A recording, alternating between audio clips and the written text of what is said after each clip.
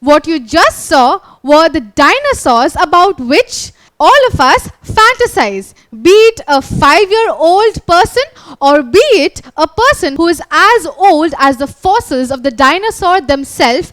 Do not get bored when it comes to discussing or talking about these fascinating animal creatures. So these dinosaurs existed millions of years ago, and it is believed that the oldest fossils of one of the kind of dinosaurs was found in the continent of Africa. So this particular information is what is provided to us by a journal named Nature, Ecology and Evolution. This particular journal reveals that the oldest known ankylosaur. Now, ankylosaur is a species or a type of dinosaur which was found many years ago. So, the oldest known ankylosaur, its fossils were found in Africa. So, these two pictures are the preserved bones of the oldest known ankylosaurs that were found in Africa. So, Africa, which is often regarded as the cradle of humankind, is also a place that might interest you with the subject of dinosaurs. So the continent of Africa is not only unique because of its mythical and historical evidences, but also because of its unique physical features. The continent has a diversity in its physical features, and some of them can be seen quite prominently on the map of Africa here. So we see that the continent has a number of rivers that flows from the coastal areas of the continent. We also see that the continent has a narrow coastal area with a vast expanse of deserts, grasslands and rainforests. So these form the major physical feature of the continent. Other than that, the continent also has some very extensive and large mountain systems, particularly in the north and south of the landmass. Here we are referring to the Atlas Mountain System and the Drakensberg Mountains. We'll be learning about the mountain system of the continent in this lesson, and we'll start with the mighty Atlas Mountains. So if we go right up to the northwestern part of the continent, we come across the Atlas lands. Now what do we mean by the Atlas lands? Well, the Atlas lands refers to the 3 countries of the Maghreb. Now Maghreb is a group of countries in Africa. Maghreb therefore is a group of 6 countries comprising of Western Sahara, Mauritania, Morocco, Algeria, Tunisia and Libya.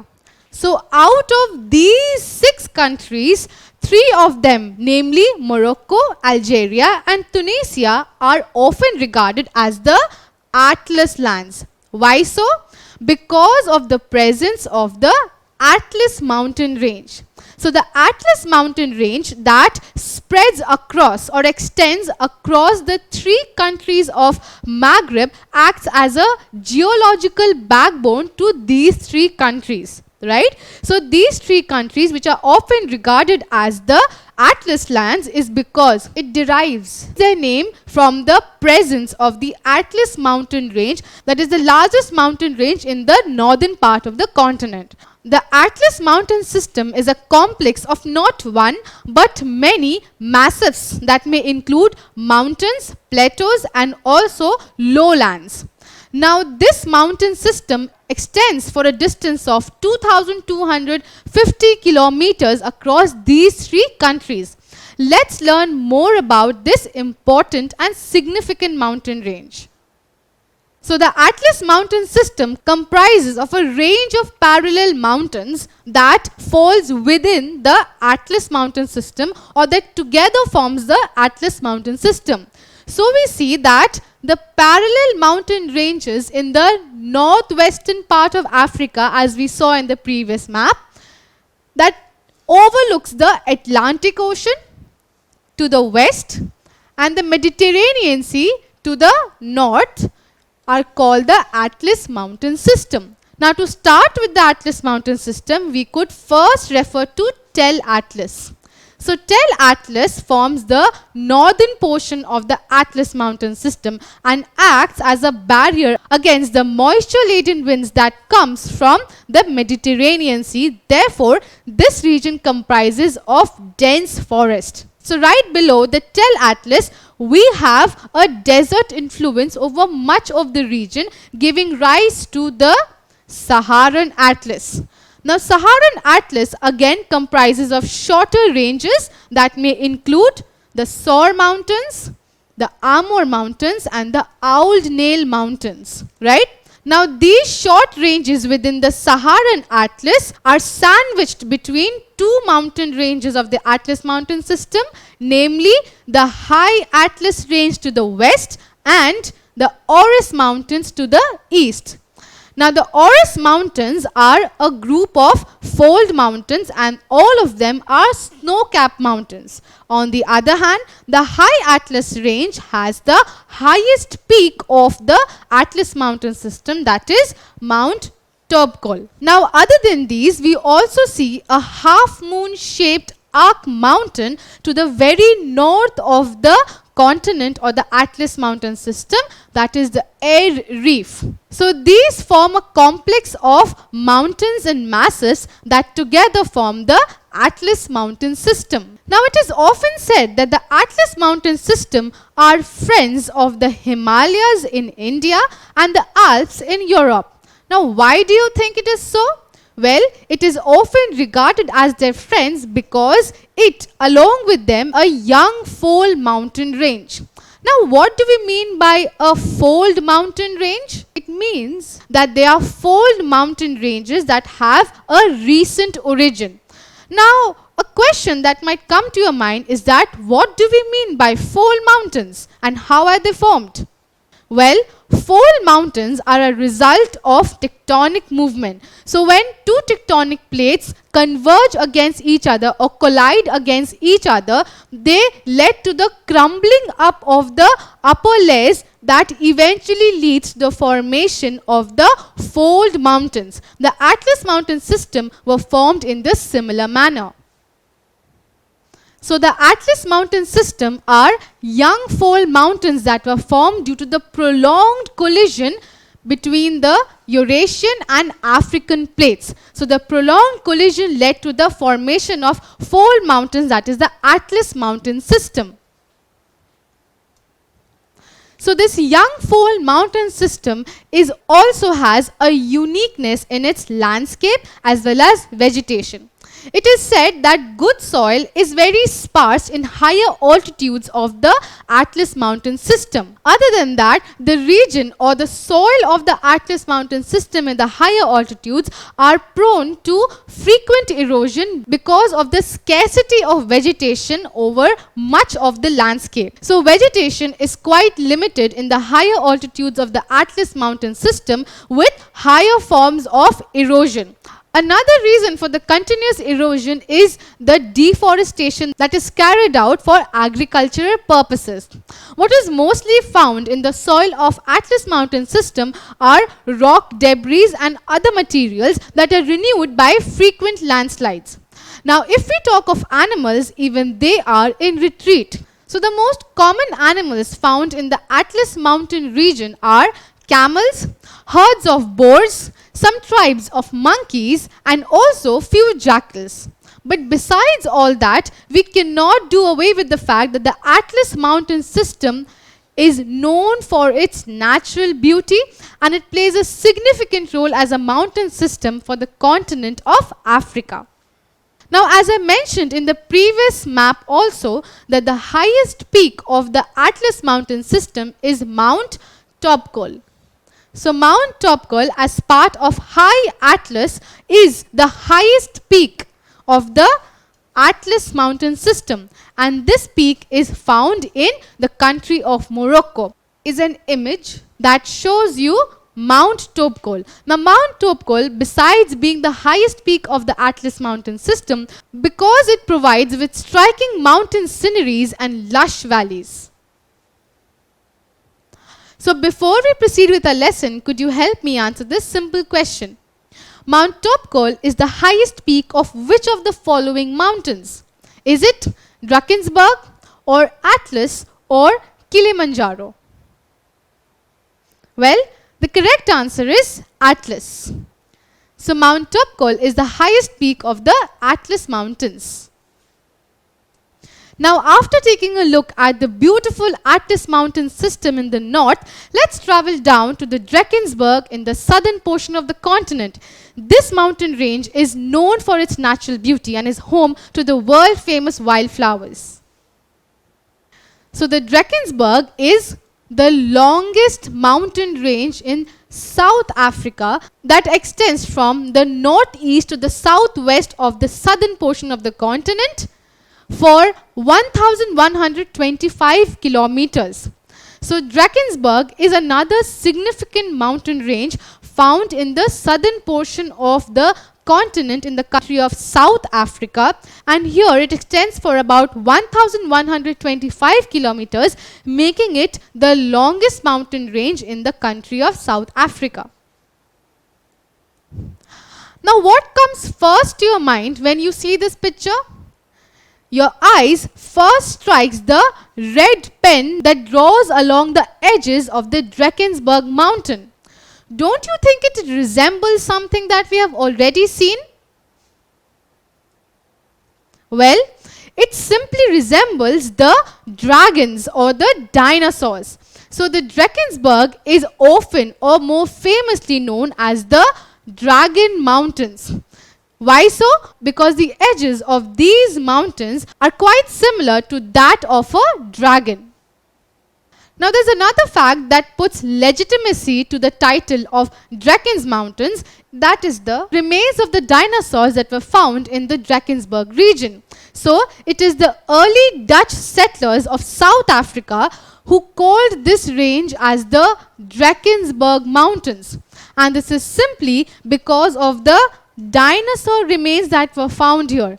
So these two pictures act as evidence of the presence of dinosaurs that used to live in this region millions of years ago. So quite interestingly, the Drakensberg, that is the longest mountain range in South Africa, is also a place that will provide you with an adventurous history of dinosaurs and their remains.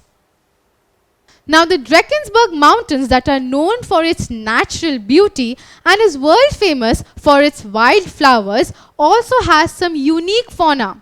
This unique fauna may include buff-streaked chat, that is a small bird, the black eagle, that is very unique and are mostly found in this region, and also some largest antelopes on earth like the eland and some deers that roam around the Drakensberg region. Now, this isn't enough. We also have a group of some mischievous animals that hop from one tree to another that are present in the Drakensberg region. We are talking about the mischievous baboons. Now, baboons are found in large groups in the Drakensberg region. They do not like to move away from their group or family and are very careful or possessive about their family members. They are mischievous and they can snatch away your food. So be very careful when you visit the Drakensberg Mountains. So because of such uniqueness and such diversity in flora, fauna, and also because of its historical significance, the Drakensberg was declared or given the title of a World Heritage Site in the year 2000 on 30th November. So on 30th November 2000, it was recognized as a World Heritage Site. Now, this recognition also helped in preserving and protecting the grasslands that surrounds the Drakensberg region. So the Drakensberg Mountains is surrounded with vast extensive lands of grasslands that are now protected because of the title or recognition that was given to the mountains. Now, other than that, interestingly, this mountain is the same place where we find the greatest gallery of rock art. So a part that is situated in these mountains is home to the greatest gallery of rock art. Now, this greatest gallery of rock art comprises of more than 30,000 painted images that can be found in around 540 rock shelters. So, the Drakensberg Mountains, which is now a World Heritage Site, also has a famous park which comprises of the greatest gallery of rock art that includes more than 30,000 painted images found in 540 rock shelters. So that was about the Drakensberg or the Dragon's Mountains. Now here's another interesting and inspiring story of a great-grandmother. Have you heard of Annie Laurimore? Well, Annie Laurimore is a great-grandmother who is not a professional climber, but she was courageous enough to trek the world's highest freestanding mountain summit, that is the Uhuru Peak, on July 18, 2019. And this she did at the age of 89. Don't you think she is inspirational? Well, definitely yes. So Annie Laurimore, at the age of 89 years, trekked the highest freestanding mountain peak, that is the Uhuru Peak, on July 18. Now you must be thinking, why all of a sudden from the Dragon's Mountains in Africa, I have come to the highest freestanding peak? Well, this is because the Uhuru Peak, or the highest freestanding mountain summit, is nowhere but in the continent of Africa itself. So this Uhuru Peak is what we can find in the Kilimanjaro mountains. So Mount Kilimanjaro, that is located in the eastern part of the continent, is the highest mountain at an elevation of 5,895 meters. Now, besides being the highest mountain in Africa, it also has a global recognition. How? Because it is the largest freestanding mountain in the world. So the highest mountain of Africa, that is Mount Kilimanjaro, is the largest freestanding mountain of the world, and it stands at an elevation of 5,895 meters. Now this mountain at such an elevation has to be covered with snow. So it is a snow-capped mountain.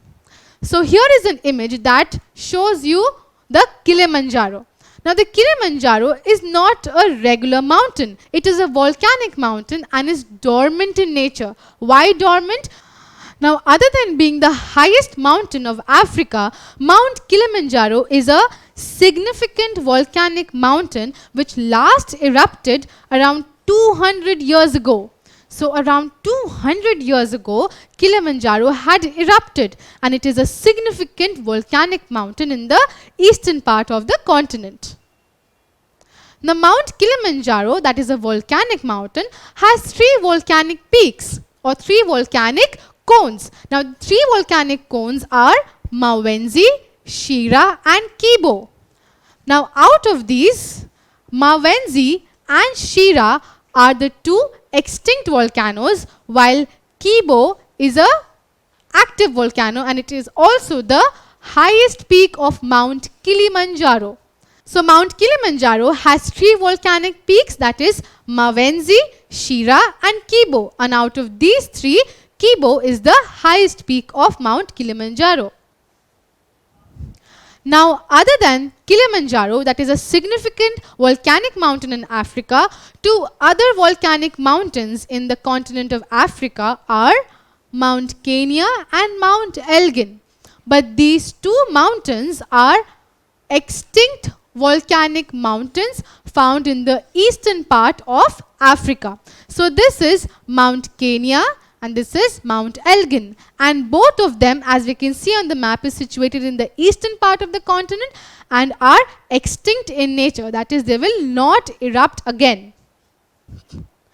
So in this lesson, we were able to understand that the continent of Africa is diverse and unique because of its physical features. We were able to learn about the beautiful mountain system of the continent of Africa, where we took a look at the Atlas mountain system, the Drakensberg mountains and also Mount Kilimanjaro. These three are significant not only as a physical feature, that is as a mountain, but they also are tourist attractions with some unique features that might include a uniqueness in their fauna, flora, and also because of its natural beauty. In our next lesson, we'll be taking a look at other physical features of the continent and know more about the continent of Africa. Don't forget to subscribe to our channel and hit the bell icon. You can also register for free at deltastep.com or download the DeltaStep app to learn one-to-one with our amazing teachers or to get access to all our 5,000 plus amazing videos as per your school syllabus. Master each topic with our adaptive practice technology. Get million plus questions with step-by-step solutions and unlimited mock test. Get all your doubts resolved instantly. Learn via games and win amazing prizes like PlayStations and iPads. So at DeltaStep, learning is not just fun and easy, it is rewarding too. So register for free now.